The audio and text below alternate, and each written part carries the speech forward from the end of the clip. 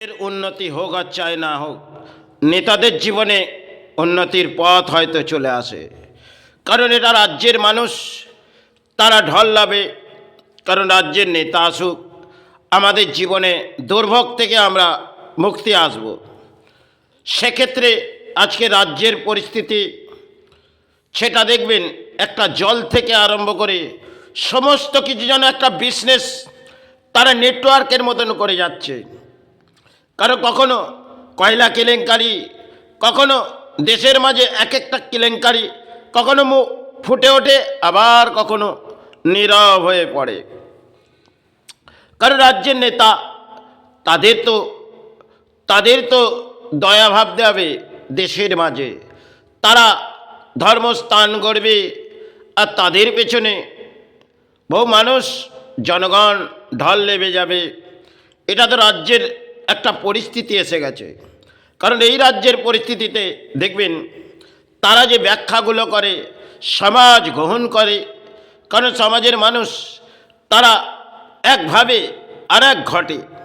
কিন্তু রাজ্য থেকে বহু বহু হয়তো প্রজেক্ট সেগুলো ফিরে চলে গেছে। সময় রতন টাটা আসতে চেয়েছিলেন, তিনি এই রাজ্য সেটা মুখ থুবড়ে পড়লেন। রতন টাটা কিন্তু এলে রাজ্যের বিভিন্ন কোম্পানি এই রাজ্যে প্রবেশ করত, আর যে রাজ্যে মাঝে কিছু কর্মস্থান ছিল সেগুলো বিভিন্ন রাজ্যে চলে গেল। তাহলে এই রাজ্যের নেতাদের উন্নতির পথ, যেমন একটি ধর্মস্থান গড়ি, সমাজ আমার দয়া দেখবে। আবার কেউ ভাববে একটি মসজিদ গড়ে দিই, সমাজ আমার দয়া দেখবে। এরা অর্থ লুটে নিয়ে যাচ্ছে এই রাজ্য থেকে। এক একটি নেতা তারা এই দেশের মাঝে রাজনীতিতে একটা জনজোয়ার ভাসাচ্ছে, আর সেখানে জনগণ ঢল লাভছে। এক একটা নেতার অর্থ কোটি কোটি টাকা,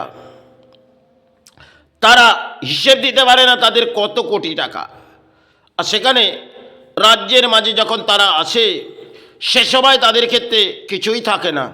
যখনই রাজ্যের এই ভাড়ারে বসে যায়, তারা এই রাজ্যকে লুটে যায়, আর এই রাজ্যের মানুষ বক্তব্যে পড়ে। পরিস্থিতি এক সময় ছিল বামফ্রন্ট মেনে কিছু ডাব্বা ভাবছে, আর কিছু সমাজ থেকে অর্থ নিত। আজকে একটা পরিস্থিতি, সেটা পরবর্তী সময় চেঞ্জ হয়ে গেছে। আজকে এরা নির্ধারিত ইন্টারনেটের যুগ, কখনো ধর্মকে কিছু দেখিয়ে যাচ্ছে, দেখো আমি কত বড় ধর্মের পূজারী। তাই ধর্মকে এরাই যেন নিচ স্তরে বাঁচাচ্ছে, আর ধর্মের মানুষ ভাবছে আমাদের জন্য কিছু কিছু গড়ে দিয়ে যাচ্ছে রাজ্যের রানী, আর রাজ্যের রাজা আসবে তিনিও গড়ে দেবে। এটাই তো রাজ্যের একটা খেলা চলছে। যাই হোক, রাজ্যের জনগণ এটাকে তারা গ্রহণ করছে। কিন্তু এই রাজ্যে ধর্ম, সেটা দুটি ধর্মকে যেন হিংসা বৃদ্ধির মাঝে লড়াই। কারণ একটি মন্দির, সেটি জগন্নাথ মন্দির, সেটা আমি জানতাম। এটা গড়ার পর একটি প্রস্তাব আসবে, সেটা মসজিদ। তাহলে কোন মসজিদ আসবে নির্ধারিত, সে সময় ক্ষেত্রে আমি ব্যাখ্যা দিইনি।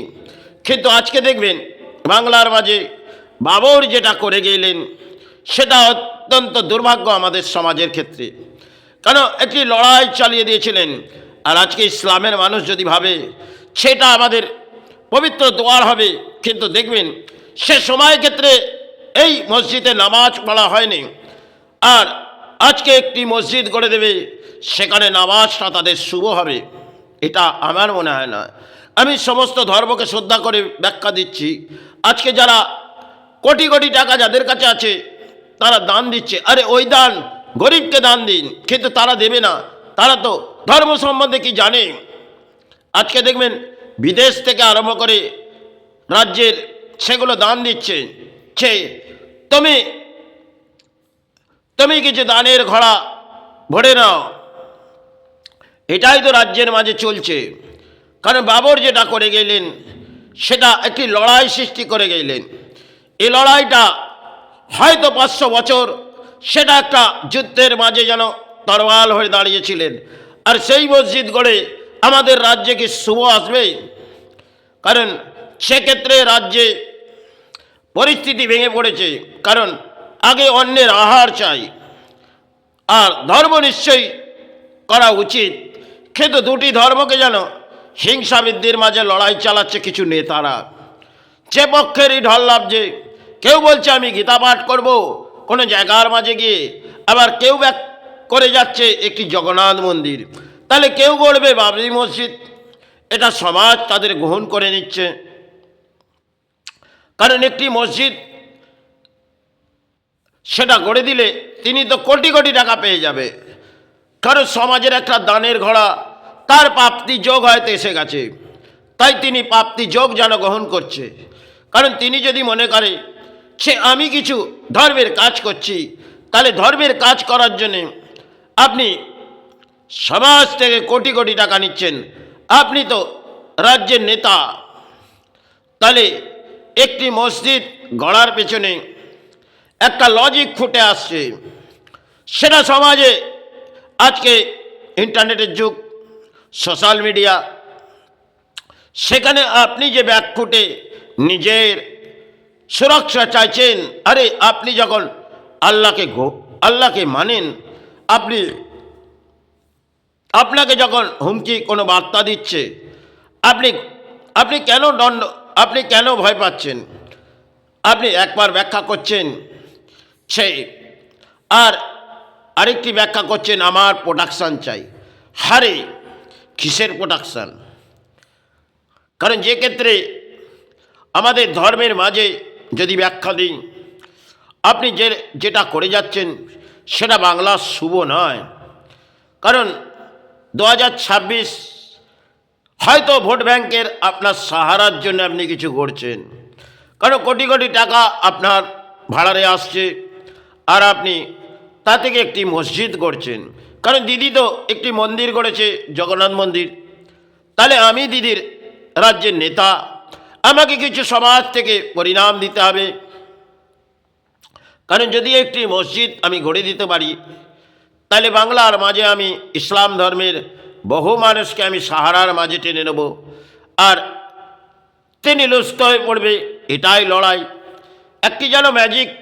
কারণ এর পক্ষে কে ঢল লাভছে আর কার পক্ষে কে নীরব হয়ে যাচ্ছে তা সবাই ক্ষেত্রে আসবে। কিন্তু এরা যে করণীয় কাজ করে যাচ্ছে রাজ্যের মাঝে, অর্থ রাজ্যের, আর ঘরের ভাড়ার ভরে দিয়ে যাচ্ছে, রাজ্যের ভাড়ার শুকিয়ে যাচ্ছে, কোটি কোটি মানুষের কর্মস্থান ভেঙে পড়ছে। বাহ, অসাধারণ এদের কর্ম। এরাই ধর্ম করে যাক, এরাই ধর্ম চালা, আর ধর্মের মানুষের যোগ্যতা নেই। কারণ দুটি ধর্মের মানুষকে এরা দেখিয়ে যাচ্ছে যে দেখো আমরা কত বড় ধর্মীয়। কেউ বলছে আমি একটি গলায় কণ্ঠে কিছু লাগিয়ে একটি তিলক টেনে আমি কিছু দেখিয়ে যাব, আবার কেউ একটি টুপি পরে যেন শ্রদ্ধার মাঝে সমাজকে একটি সোশ্যাল মিডিয়ার যুগে দেখিয়ে যাবে দেখো আমি একটি পরপূজারী, আর উনি দেখাবে বড় আল্লাহর দ্বারে আমি এসেছি, আমার করণীয় কাজ আছে। এটা তারা করে যাচ্ছে। তাই পরবর্তী সময় সেটা আসবে, সেটা দেশের মাঝে দুর্ভাগ্য নামবে, কিন্তু সমাজের মানুষ তাদেরকে গ্রহণ করছে। আরে যদি এটাই বাংলার মাঝে চলতে থাকে, তাহলে বাংলার মাঝে কর্মস্থান তো চলে গেছে, আর আগামী জেনারেশান মনে হয় এই বাংলায় কর্মস্থান তো ফিরে আসবে না। কারণ আজকে শিক্ষা যেটা এই সমাজে সেটা তো ভেঙে পড়েছে, কারণ মানুষের বোধ শক্তি সেটা নষ্ট হয়ে গেছে। কারণ বিবেক আবেগ বলে যেটা সেটা তো আজ মনে হয় ধ্বংসের পথে এগিয়ে গেছে।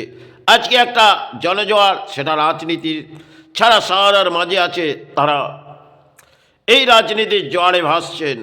আরে ভেসে যান, এখানে কোনো নৌকা নেই, একটা আছে রাজনীতির জোয়ার, এতেই ভেসে যান। একটা সময় নাও চলতেন সে সময় ক্ষেত্রে, আজকে তো আর নাও নেই, আর নাওয়ে ভাসার মতন আজকে এরা ভেসে যাচ্ছে।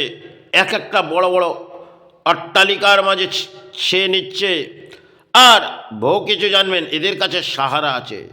কারণ যা চাইবে এরা দেশের মাঝ থেকে পেয়ে যাবে, আপনি তো কোনো সাহারা পাবেন না। কারণ এরা বড় বড় অর্থনীতিবিদ, এদের মাঝে, দেশের মাঝে দয়ালু এরাই দয়া দেখাবে, আর সমাজ তার দয়া গ্রহণ করবে। কারণ এরা এনজয়ের মাঝে চলবে।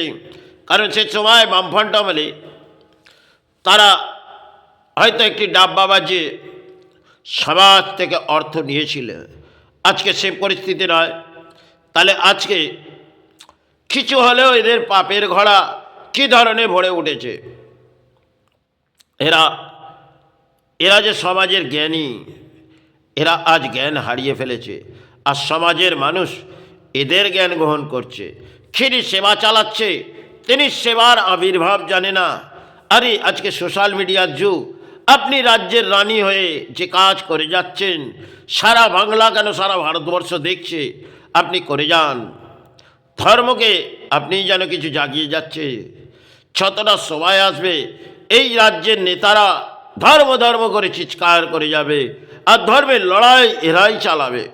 তাই যাই হোক, এরাই পরম পূজারী, আর এরাই এক একটা যেন এসে গেছে কোনো মাজার, কোনো দোয়ার থেকে উঠে এসেছে।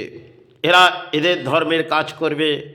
আর কেউ এসেছে যেন ধর্মের মাঝে তাকে দান পাঠানো হয়েছে, তুমি ধর্মের কাজ করো। যাই হোক, এরা করে যাক, সমাজ তার গ্রহণ করুক। জয় গুরু, জয় মা।